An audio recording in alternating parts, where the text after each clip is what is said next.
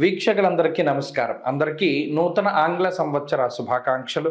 2025వ సంవత్సరం జనవరి మాసంలో ఏ విధమైనటువంటి గ్రహగతులు ఉన్నాయి, తద్వారా 12 రాశులపై ఇవి ఏ విధమైనటువంటి ప్రభావాన్ని చూపిస్తాయి అనేటువంటి విషయాన్ని పరిశీలన చేద్దాం. ముఖ్యంగా ఈ మాసంలో ఉన్నటువంటి గ్రహగతులను గమనిస్తే, ఈ మాసంలో గురుడు వక్రించి వృషభ రాశి యందు సంచారం చేస్తూ ఉన్నారు. 22వ తారీఖు వరకు కర్కాటక రాశి యందు కుజుడు వక్రగతిలో సంచారం చేస్తూ ఉంటే 22 దగ్గర నుండి మిథున రాశిలోకి, అనగా ఇది కుజ స్తంభన, ఇది ఆల్మోస్ట్ దాదాపుగా ఏప్రిల్ మేల వరకు ఉంటుంది. కాబట్టి కుజుడు మిథునం కర్కాటకం ఈ రెండు రాశుల మధ్యలోనే సంచారం చేస్తూ ఉంటారు, స్తంభిస్తూ ఉంటారు. అందువల్ల 22వ తారీఖు నుండి మరలా వెనక్కి వెళ్ళి స్తంభిస్తారు. కాబట్టి మిథున రాశిలో ఉన్న ఫలితాలు కుజుడికి వర్తిస్తూ ఉంటాయి. అలాగే కేతు కన్యా రాశి యందు ఈ మాసం ప్రారంభంలో, అనగా 5వ తారీఖు నాడు మూల 1వ పాదంలోకి, అనగా ధను రాశిలోకి బుధుని యొక్క సంచారం ఉంటుంది. ఇక ఈ మాసంలోనే 15వ తారీఖు మకర సంక్రమణం, కాబట్టి అప్పటి నుండి రవి మకర రాశిలో సంచారం చేస్తారు.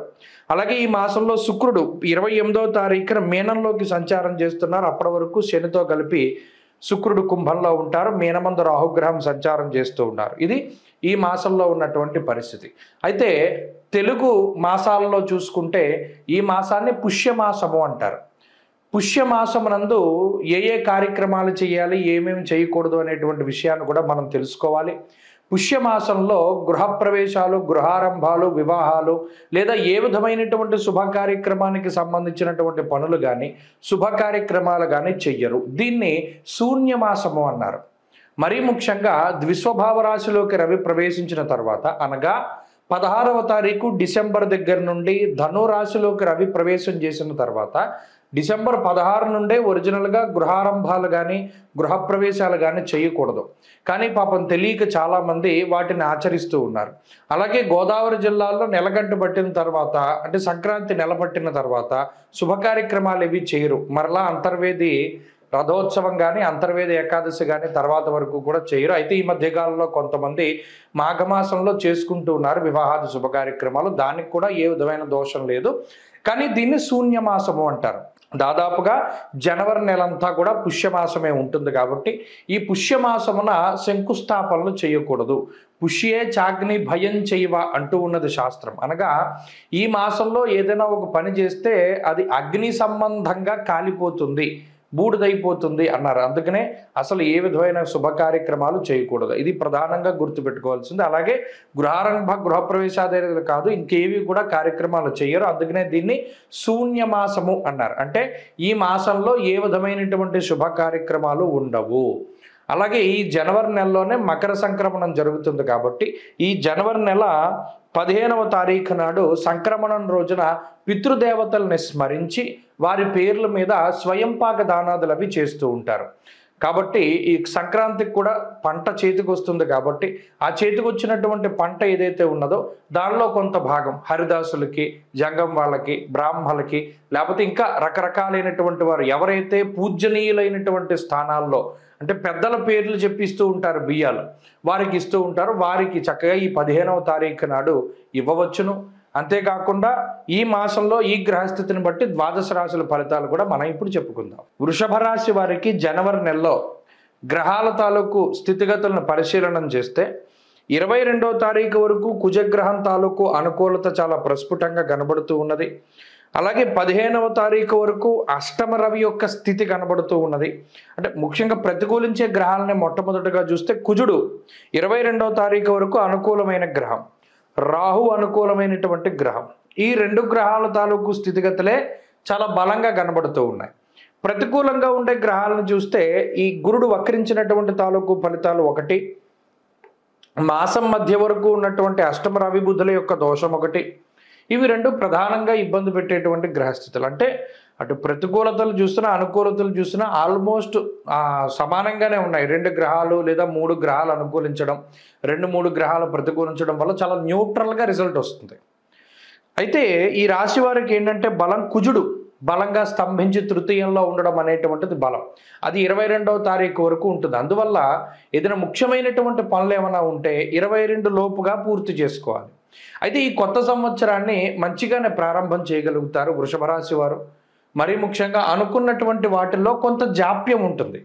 అలాగే ఏదైతే వీరు కొన్ని వేడుకలు లాంటివి లేదా ఏదైనా ఫంక్షన్స్ లాంటివి చేద్దాం అనుకున్నప్పుడు దానిలో వీళ్ళకి సాటిస్ఫాక్షన్ ఉండదు. మనం ఇలా అనుకోలేదు కదా, సరే కొంత కాంప్రమైజ్ అయ్యి ముందుకు వెళ్ళవలసి వస్తుంది అనుకునేటువంటి ఇది కొంత వాళ్ళకి అనుకున్నట్టుగా సాటిస్ఫాక్షన్ ఉండదు ప్రతి చిన్న విషయంలోనూ. ఇది ఒకటే కొంత అసహనము అనేటువంటిది ప్రధానంగా కనబడుతుంది.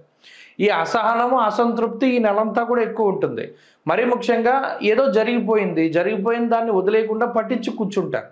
దానివల్ల జరగవలసినవి జరుగుతూ ఉన్నవి కూడా చాలా ఎఫెక్ట్ అవుతూ ఉంటాయి. ఈ వృషభ రాశి వారిలో ఈ నెలలో ప్రధానంగా కనబడేటువంటి సమస్య ఇది.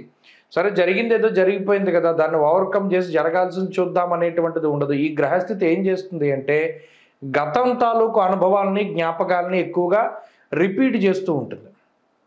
అందువల్ల జరిగేటువంటి వాటి మీద కూడా అంత శ్రద్ధ చూపించలేకపోతారు. ఇది అయితే ఆరోగ్యానికి సంబంధించినటువంటి విషయాలు సానుకూలంగానే ఉన్నాయి. ఆరోగ్యపరమైన సమస్యలు ఏమీ లేవు, అనారోగ్య సమస్యలు ఏమీ లేవు. అలాగే ప్రత్యేకించి ఆర్థిక లాభాన్ని సూచించేటువంటి గ్రహస్థితిగా కూడా ఈ గ్రహస్థితిని మనం చెప్పుకోవచ్చును.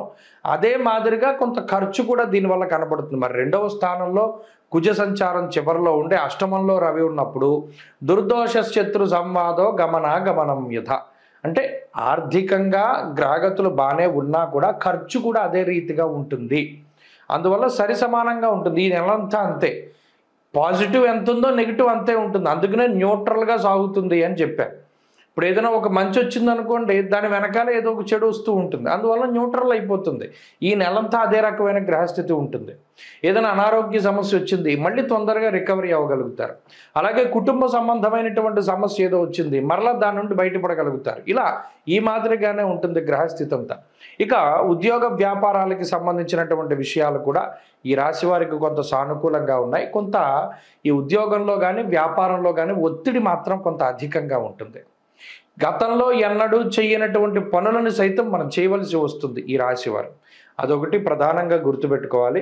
అంతేకాక 22వ తారీఖు దాటిన తర్వాత, ముఖ్యంగా 15వ తారీఖు దాటిన తర్వాత అష్టమ రవి దోషం పోతుంది, భాగ్యస్థానంలోకి రవి వెళతారు. అప్పుడు కూడా విచారే నవమే రవు అన్నది శాస్త్రం. కాబట్టి ఏదో ఒక దాని గురించి చింతన. అందుకని ప్రధానంగా ఈ నెలలో ఒకటి గుర్తుపెట్టుకోండి, అయిపోయిన దాని గురించి మీరు తలుచుకోవద్దు. అది మంచిగా జరిగిందా చెడుగా జరిగిందా, అయిపోయింది ఏదో అయిపోతుంది. ఈ జరగవలసిన దాని మీద ఎక్కువ కాన్సన్ట్రేట్ చేయండి. అది ఒకటే మీకు చెప్పదగినటువంటి సూచన. మిగతా విషయాలన్నీ కూడా సాధారణంగానే ఉన్నాయి. ఈ జనవరి నెలలో మరింత అనుకూలమైనటువంటి ఫలితాలను సాధించడానికై ఈ రాశి వారు చేయవలసినటువంటి ఆరాధన దక్షిణామూర్తి యొక్క ఆరాధన. దత్తాత్రేయ ఆరాధన కానీ దక్షిణామూర్తి ఆరాధన కానీ లేదా ఏదైనా స్తోత్రం కింద చదువుకోదలుచుకుంటే సిద్ధమంగళ స్తోత్రము లేదా దక్షిణామూర్తి స్తోత్రం, ఇవి రెండు చాలా పవర్ఫుల్ స్తోత్రాలు. అవి గురుబలాన్ని పెంచుతాయి. తత్ఫలితంగా ఈ నెలలో మరింత అనుకూలమైనటువంటి ఫలితాలను పొందగలుగుతారు. స్వస్తి.